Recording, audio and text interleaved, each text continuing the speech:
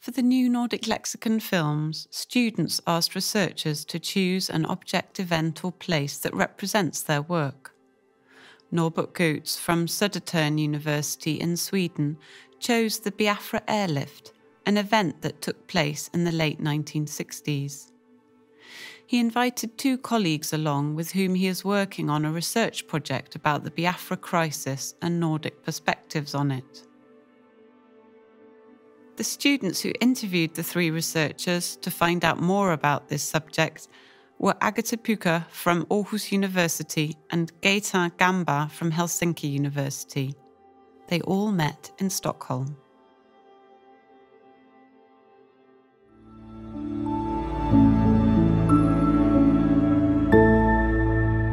So, welcome. Good to have you here today in Södertörn. Could you please briefly introduce yourself before we start our conversation? Thank you so much, Agatha. My name is Carl Marklund. I'm a historian and a political scientist, and I work at the Institute of Contemporary History here at Södertörn University.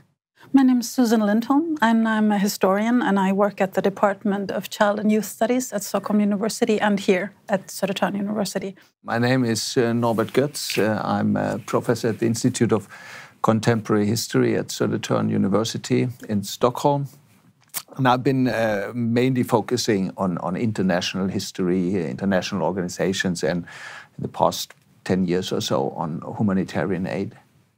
Could you explain very briefly what was the Biafra crisis about? Well, it was as a civil war in Nigeria. So Nigeria had just become, in 1960, it had become its own nation, or it was created as its own nation after having been colonized by Great Britain. And only 7 years after having become the nation of Nigeria, the state of Nigeria, the eastern Nigeria that called itself Biafra declared itself independent from the rest of Nigeria. The main part that became news was the famine, the children dying of famine in Biafra.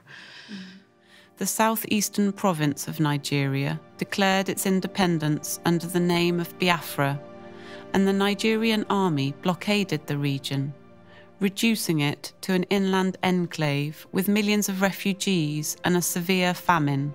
Supplies could not get in. However, the secessionist province was well connected through missionaries, and images of children with bloated stomachs appealed to the conscience of the Christian world.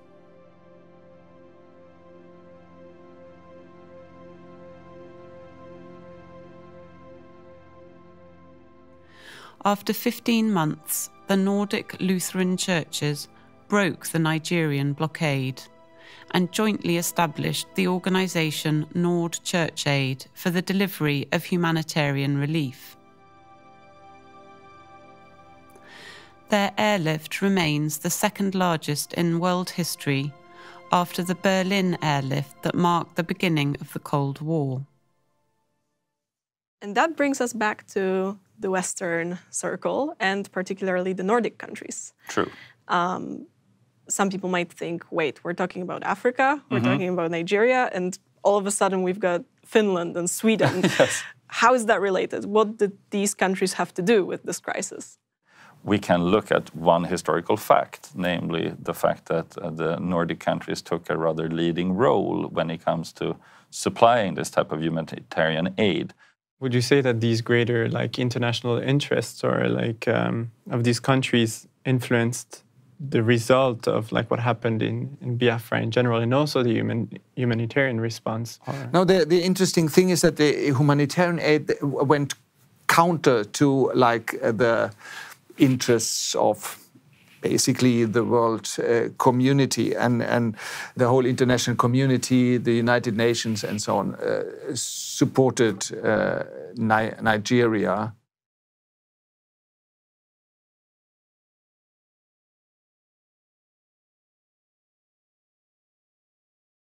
So what did it look like in Finland? What were the actions that were taken? Yeah, there is especially one that you could, use the concept or word of expressive humanitarianism to describe.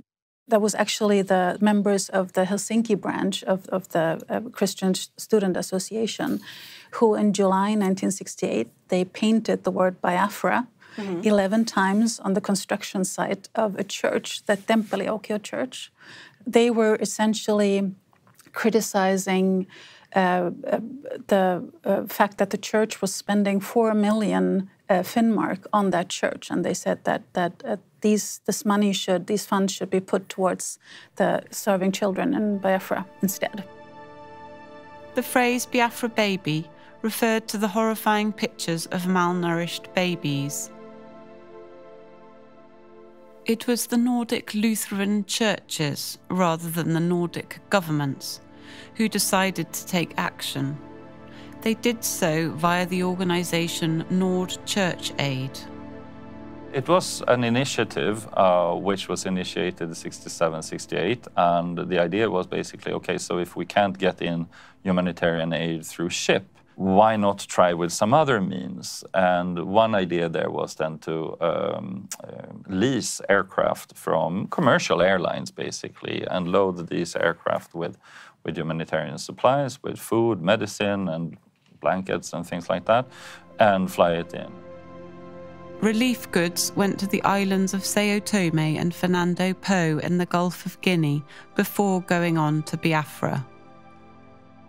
I could show you this magazine as a 50 years anniversary of Biafra, which is shows a poster from Nord Church Aid, and they write "Fly now, pray later." Yeah. So for church relief organizations, that's quite a statement. Yeah. So they were fully engaged, and this airlift was simply it was huge. And it was dangerous. There were like these Nigerian fighter planes, and they bombed like when these relief planes sometimes landed, and the relief workers really became kind of, and the pilots became kind of heroes in doing this. Without a doubt, I think there was a lot of heroism involved on the people doing these kind of things. And of course, they were doing it under very, very difficult circumstances, by all means.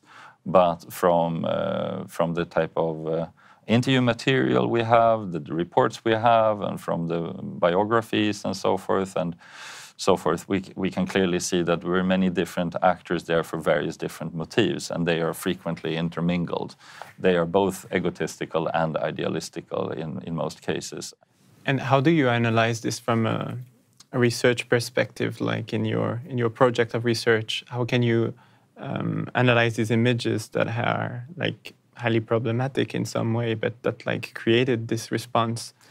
Yeah, we try to hold a balance between like a critical perspective, but of course we cannot impose our moral values on the people acting then. There were different standards, and we have learned some things from earlier instances of humanitarian help.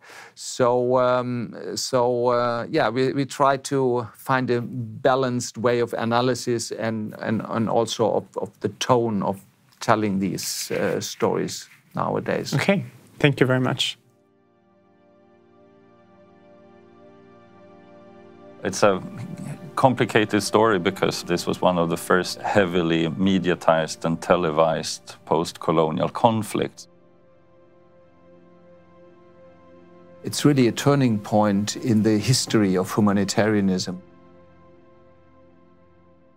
Biafra seems to have left a mark in the collective memory in the Nordic countries.